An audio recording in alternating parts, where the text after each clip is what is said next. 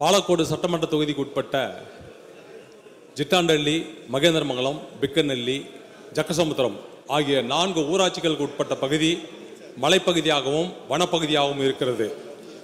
அந்த பகுதியானது கிருஷ்ணகிரி மாவட்டத்தில் உள்ள ராயகோட்டை உதவி பொறியாளர் அலுவலகத்திலும் அதே போல கிருஷ்ணகிரி மாவட்டத்தில் உள்ள குட்டிகானூர் உதவி பொறியாளர் அலுவலகத்திலும் சேர்ந்த பகுதிகளாக இணைக்கப்பட்டிருந்தது.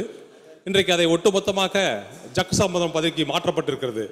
ஜக்கசமுத்திரம் அலுவலகத்திலே இன்றைக்கு 350க்கு மேற்பட்ட மின்மாற்றிகளும் அதே போல மின் இணைப்புகள் 25,000க்கு மேற்பட்ட மின் இணைப்புகளும் இருக்கிறது.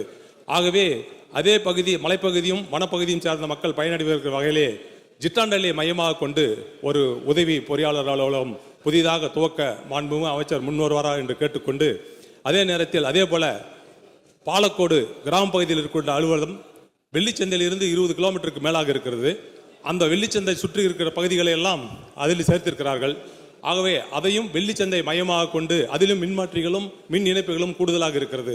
ஆகவே வெள்ளிச்சந்தை மையமாக கொண்டு ஒரு அலுவலகமும் அதே போல காரிமங்கலத்துக்கு அருகாமையில் இருக்கக்கூடிய பகுதி சுற்று வட்டாரங்களில் இருக்கின்ற பகுதியெல்லாம் மாட்லாம்பட்டியில் சேர்க்கப்பட்டு இருக்கிறது.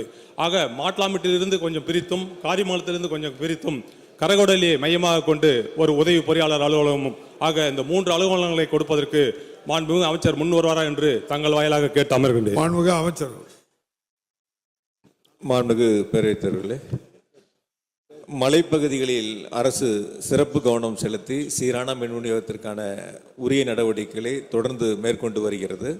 மாண்புமிகு உறுப்பினர்கள் சுட்டிக்காட்டியிருக்கின்ற அந்த மலைப்பகுதியில் இருக்கக்கூடிய மின்மாற்றிகளுடைய எண்ணிக்கையை கவனத்திலே கொண்டு துறையினுடைய அதிகாரிகளிடத்திலே எடுத்து சொல்லி 3 புதிய அலுவலகங்களை கேட்டிருக்கின்றார். இந்த ஆண்டு 3 அலுவலகங்கள் முடியாவிட்டாலும் கூட முன்னுரிமை கொடுத்து முதல் கட்டமாக 1 அல்லது 2 இந்த ஆண்டு எடுத்துக்கொள்வதற்கு அரசு நடவடிக்கை எடுக்கும்.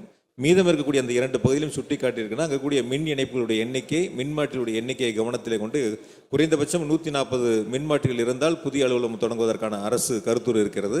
எனவே அதை முன்னுரிமை கொடுத்து அரசு பரிசீலிக்கும் என்பதை மாண்புமிகு பேரவைத் தலைவராக தெரிவித்துக் கொள்கிறேன்.